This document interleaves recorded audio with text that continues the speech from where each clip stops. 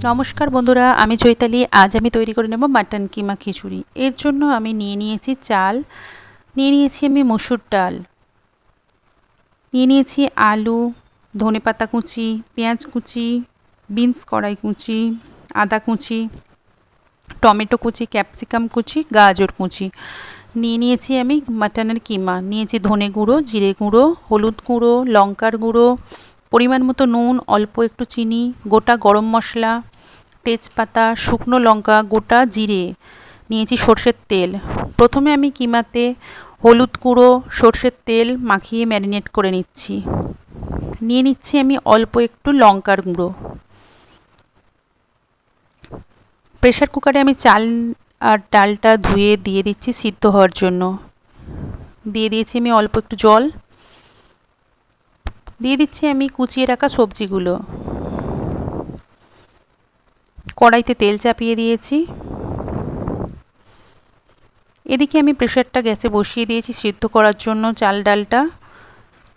তেলটা গরম হয়ে গেছে, দিয়ে দিয়েছি গোটা গরম মশলা, তেজপাতা, শুকনো লঙ্কা, গোটা জিরে। এরপর আমি পেঁয়াজ কুচি, ক্যাপসিকাম কুচি, টমেটো কুচিটা একটু ভেজে নিচ্ছি।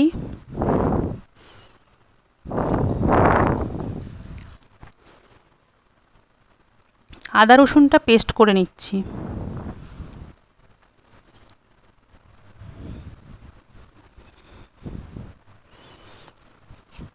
পেঁয়াজটা ভাজা হয়ে গেছে, দিয়ে দিচ্ছি আদা রসুনের পেস্টটা। মশলাটা ভালো করে কড়াইতে কষিয়ে নিচ্ছি। দিয়ে দিচ্ছি আমি গুঁড়ো মশলাগুলো।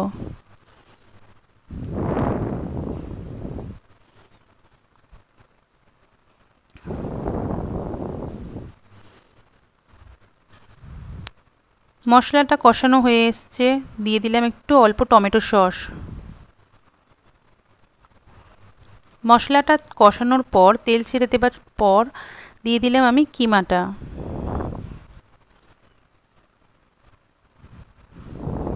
বেশ কিছুক্ষণ কিমাটা কষিয়ে নিচ্ছি।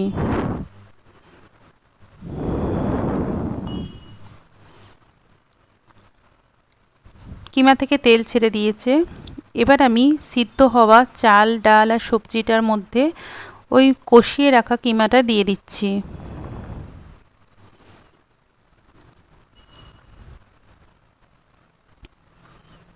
খুন্তি দিয়ে একটু নাড়াচাড়া করে নিচ্ছি।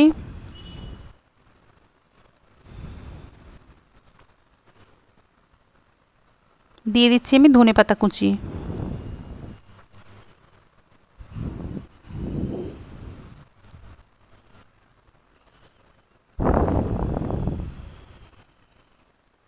প্রেসার কুকারটা বেশ কিছুক্ষণের জন্য আমি ঢাকনা এঁটে দিচ্ছি।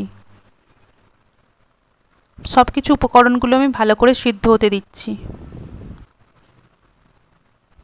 উপকরণগুলো আমার সব সিদ্ধ হয়ে খিচুড়িটা প্রায় আমার রেডি হয়ে গেছে। নামানোর আগে আমি ঘি দিয়ে দিলাম।